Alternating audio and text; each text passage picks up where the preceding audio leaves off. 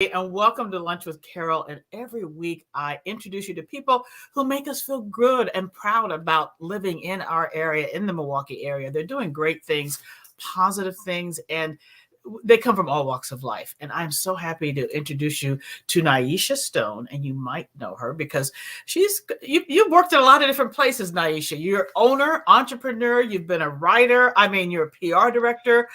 It's amazing. And you're only 25. That scares me. Naisha, first of all, for people who don't know, and if you're just joining us, tell us about Carved in Stone. Yeah, so my name is Naisha Stone, and I'm the founder of Carved in Stone. We're your weekly source of positive news. So for 5 years, we've literally been covering positive news, not just here in the city, but around the world. And people are like, what does that mean? So we literally are journalists that interview people, and then we write articles, and it's just based on positivity. And you go all over. I mean, I've seen some lovely stories from Chicago, great stories from here, and you also featured positive news, and it generally reflects the African American community. But the most important thing is it's a story of humanity, because what you're doing is you're reminding us of all the uplifting and hopeful people and events that are taking place in our lives. That's got to be rewarding to you.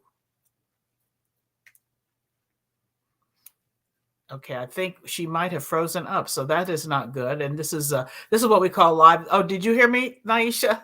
No, my I don't know, my Wi-Fi went out. I'm sorry. I know, I saw the frozen. Okay, but that's the beauty of live TV or live Facebook Live. So what I was trying to say is it's got to be fun to be able to, and inspiring to you to be able to cover the hopeful stories in life. Oh yeah, definitely. It's really cool being a journalist and not having to have that stigma attached onto it. A lot of people, before I even say positive news, I'm like, hey, I'm a journalist. And they're like, but when I'm like, oh, no, I only cover positive news, then people are way more willing to open up and just share. And they're comfortable sharing things with me that they usually want to share with other reporters, because they know I'm not going to use that against them or, make them sound bad, because that's not the goal. It's just to honestly get information out, and that information just so happens to be positive. And there's a lot of fatigue out there for the bad news that is happening. Now, Naisha, you founded this company and you are the only employee, but yet you're able to make a living. How are you able to do PR, writing, and all this work? I mean, you're only 25, but I'd imagine you're probably working more than you are just going out and having fun.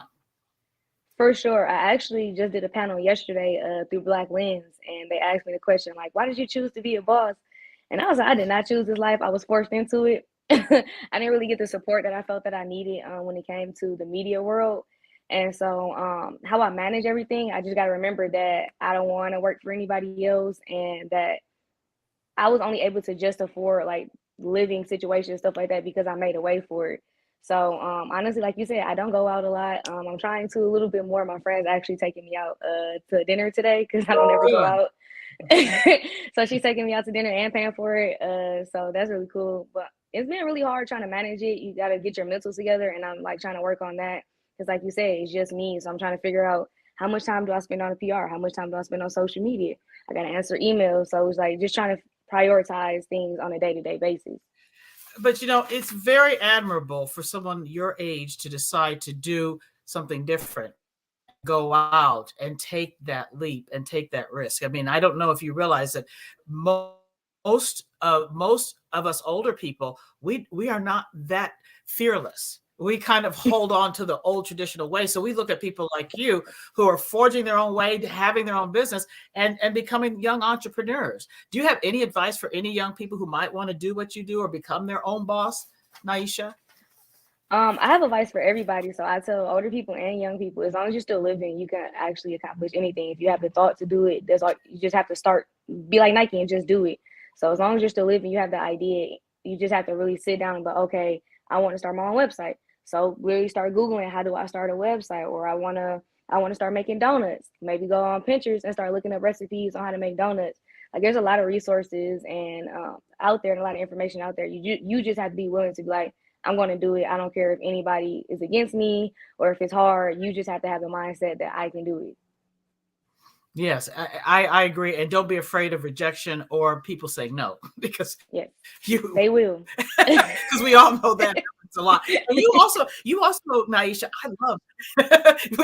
We're laughing because we know the story. We've been told know a lot, but you have to be persistent and you have to persevere. Mm-hmm. I love the fact that you have a radio show, a 101.7 The Truth, a little radio segment where you discuss positive news with Good Karma Brands. Can you talk about that, Naisha?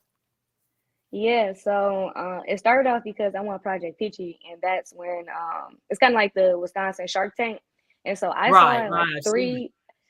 I saw like 3 years ago, my friend Genesis Renji, he's a Milwaukee rapper. Check him out. I was on my grandma's couch, and I don't know what I was doing, but I just saw my TV was on that channel for some reason, and I was like, I know him. And then I just sat down and I watched him, and I think he won like third place. And I think I texted him that day like, I want advice on how to get on the show. And so, but it took me like 2 or 3 years. Shout out to Q Elamine from Young Enterprise Society. He helped me get on the show. And so from there, from winning Project Pitchy, group of law offices sponsored the Carving the Stone segment on The Truth. So once a month, third Wednesdays at 9 a.m., I go on there for 10 to 15 minutes and I talk about positivity, whether that's our scholarship, a business I'm covering, just some type of positive news.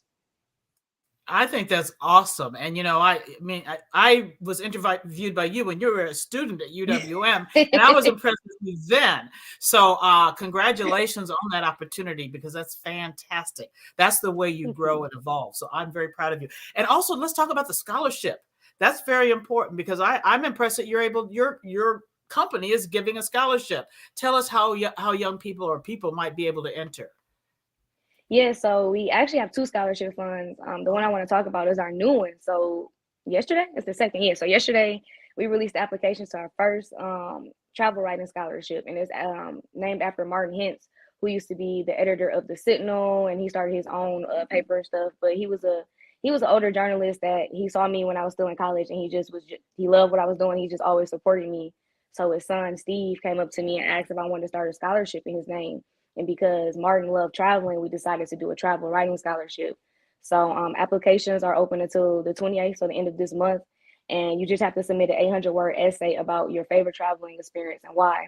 You have to be a Milwaukee resident and 17 to 28 years old. And that's literally as simple as I really wanted it to be simple, and the money can be used for whatever. And it's $1,000. That's 17 through 28, and just write an 800-page essay on your travel experience. See, that's an excellent idea, because not only are you honoring the legacy of someone who went before the young people, but you're giving them a chance to, express themselves. It's a great idea. So congratulations. And I have to say, I know you said your friends are taking you out to dinner tonight because they know you work too hard. Do you know what that means? I know. I'm trying. I'm scared that if I stop, like everything will fall, like, because it's just me. So I don't know. I don't know how to find a balance yet, and that's one thing I do want to focus on this year. Yes, you're only 25, and you only are in your 20s once, so you have to do that as well. But you know what? I applaud you for really being very persistent and understanding the importance of hard work and drive. And see, not a lot of young people, even old people, do not have that within them. Where do you get that spirit, Naisha? What I think drives? I think I get the hard working. I know I get it from my granny. I've been living with her since I was 13. So now I finally have my own apartment. But I've been living with her since I was 13, and every day she's a nurse, so she retired, but now she works part-time on the weekend. But every day she would literally go to work. She only had one day off a week, and sometimes it'd be Thursday, sometimes it'd be Fridays. But she worked third shift, and she would work from, I knew her schedules, 10 p.m. to 6:30 a.m. every day, every single day. And no matter whatever I needed, she got me my first car. She helped me get my apartment. She helped me get my car. She helped me pay for some of my scholarships. Just whenever I need her, she's always there. And she just showed me, like, don't ever depend on anybody, especially a man, to be honest. And so, like, I've become very independent because she's taught me that, like, you can make whatever you want happen. You just have to work for it. And I've been really good with, like, bookkeeping, because every day she would call her bank and listen to her statement and of what she spent on her car. And if it wasn't correct, she would call the bank like, I don't remember spending this. And I just remember sitting there every day like, why do you call your bank? But I check my stuff every day, and I know my exact, like, to the T where my money is going, which is really helping my business.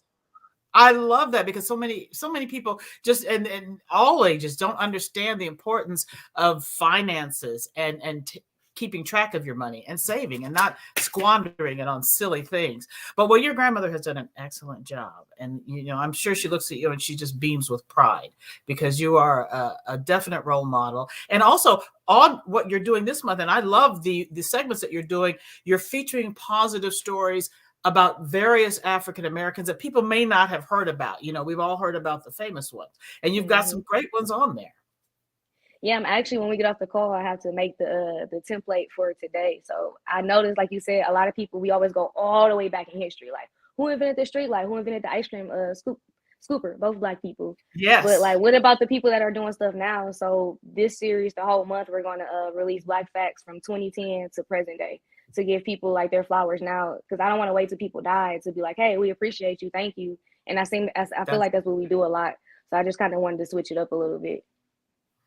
well, you are, you know, you're an amazing young woman, and you know, I see nothing but success in your future, Naisha, even more as you grow and evolve. And I'm so excited to catch up with you because it's been a while since we hung out together in person. But it's so wonderful, and this is just the beginning of a bright and blossoming career. No, I really appreciate you, and thank you so much for being like one of the first interviews for Cardinal Stone. So you let my photographer come in. It was great. So I really appreciate it. Well, you remind me, you know, I don't have a daughter, but if you're, I want you to be my daughter. So, but I I know you remember already you have a, saying that, and I still. I can't help it, you know, because, you know, I love your spirit, I love your energy, and I love your intelligence. Well, thank you for being a role model. We're going to keep in touch. So, and we also plan to do a little bit more on your business and Positively Milwaukee. So thank you very much for joining us, all of you out there for Lunch with Carole. And don't forget, we're here every Wednesday with people like Naisha Stone who are making our universe better. Have a great day, everyone.